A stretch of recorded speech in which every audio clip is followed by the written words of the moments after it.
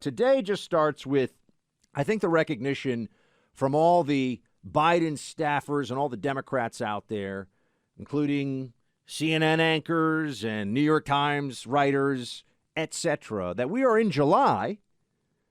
We're back from the holiday weekend, Independence Day, which I know Independence Day for a lot of libs, sad.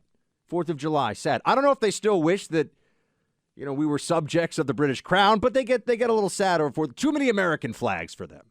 Those American flags, a little triggering, can be a little bit upsetting to some on the left.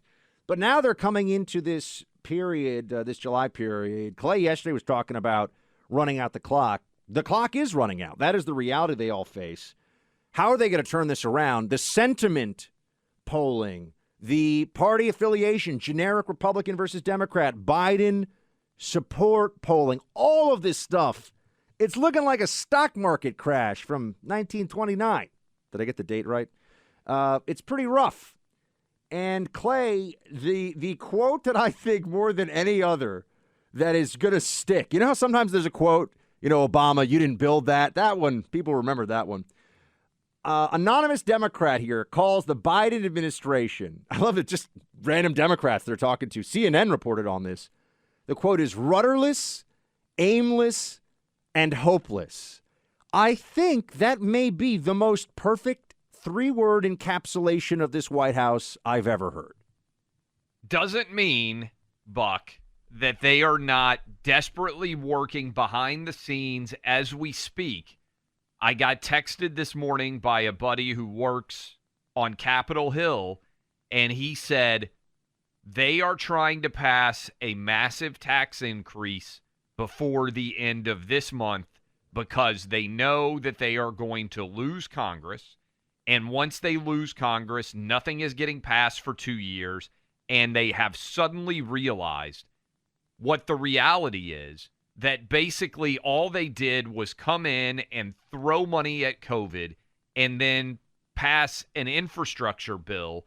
Otherwise, with control of the White House and control of the Senate and the House of Representatives, they have not managed to implement anything that is going to last at all.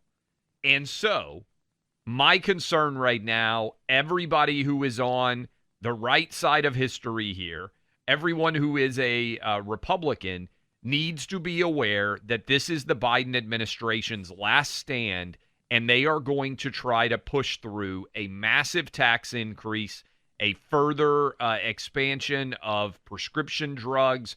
They're trying to spend $1 trillion more before the clock runs out on Biden's ability to pass legislation without real Republican involvement. We talked about this, Buck, whether it might happen.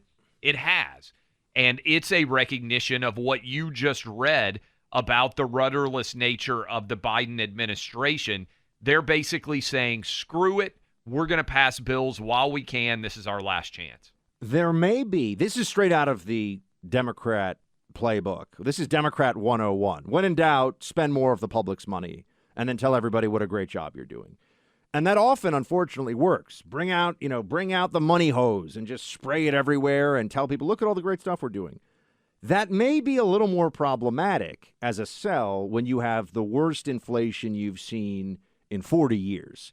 Because people realize, because they're feeling those, the thing about inflation is that people are dealing with it. It's not a theoretical, right? It's not, oh, well, there's crime in other cities, but not my city. Wherever you are, you're dealing with inflation. You're dealing with this monetary policy disaster unfolding that's really making people feel that they can't afford their basic bills. They can't afford, and they're certainly not saving. They're not getting ahead. And with all of that going on, the let's spend more and tax more may be less effective than it would be during a time when things feel a little bit more normal, at least on the inflation front. And then again, Clay, you look at who is in charge here. And we always say, who would you draft, right?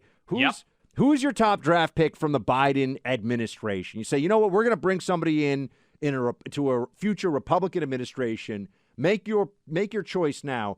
I can't think of anyone in the Biden White House on the economic side, on the policy side, that I would think that person really knows how to get it done. But then again, there is Kamala Harris, for example, who's out there telling everybody, we're making all the things with the prices go down or something. So we're working on bringing down basically the cost of what life requires for people. I mean, what does that even mean? The cost of what life requires for people is such an awkward phrasing, Buck. I mean, I know Joe Biden is old and not very good at speaking, but Kamala Harris was supposed to be the future of the Democrat Party. She can't even speak. She makes Julia Louis-Dreyfus on Veep seem like it's not satirical enough every time I see her speak. I'm left just shaking my head over how incompetent that is. It's crazy. And did you see, by the way, we didn't mention this yesterday. Did you see Biden's tweet demanding that gas prices come down over the weekend? Yes. Even Jeff Bezos said, I basically have to take aim at this. And good for Jeff Bezos at Amazon, who obviously owns the Washington Post. But when Jeff Bezos is calling out the White House, and there's so much misinformation out there. I know there was supposed to be a misinformation czar, but when Jeff Bezos is calling out the White House for their inability to actually speak, here's what Joe Biden said. This was over the weekend. My message to the companies running gas stations and setting prices at the pump is simple. This is a time of war and global peril. Bring down the price you are charging at the pump to reflect the cost you're paying for the product, and do it now. Buck, your average gas station owner is making a couple of pennies on gas. And I understand, I just filled up my tank of gas on the way into the show today. Over $130 to fill up. I understand why people are angry about that. But the gas stations, by and large, make their money off of what people buy in the convenience store, not off the price of gas. And this is where Bezos responded, Buck, ouch. Inflation is far too important a problem for the White House to keep making statements like this. It's either straight ahead misdirection or a deep misunderstanding of basic market dynamics. That's Bezos. You know, just take an example here of, at this point in the Trump presidency versus the Biden presidency, because we're supposed to believe that Trump doesn't know anything and he's so ignorant and all this, all the media was all saying this. Trump not only held the line on this against the Democrats, a lot of the policy consensus on China and trade was, oh my gosh, if he pokes China over this, then we're gonna have a trade war. It's gonna be terrible, and all these awful things are gonna happen. And then people realize, hold on a second, China's already in a trade war with us. It's just a one-way trade war. Yeah, that's right. We We just get slapped around in this country, and American workers and American productivity suffers, and China gets away with it. Trump came in and said, I actually understand this dynamic. Let's do it my way. And just to be clear, the Democrats haven't really reversed much of the Trump approach. They're talking about to doing China. it now, but so far they have not changed the tariffs right, at all. They talk about it, but they haven't done it because they realize that on tariffs, Trump was right. And Trump was right even against some, conservative journals of opinion and everything else. Joe Biden comes in and sounds like somebody who would fail a high school economics class. Yeah, it really is embarrassing. Every single time he opens his mouth about the economy.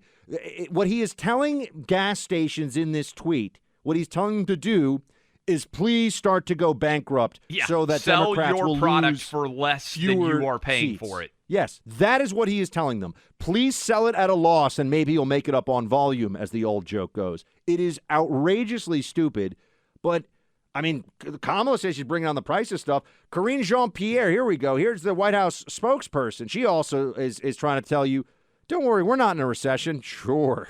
Consumer spending remains strong and above pre-pandemic trends. Business investment remains strong, and household balance sheets remain strong. So we do not believe that we are in a recession. Clay, this approach that they have of, guys, things are really good in the economy. You just don't understand. They are hitting the accelerator in the car as it is going toward the brick wall of this election. I'll be very surprised if we aren't already in a recession now that we're through the second quarter.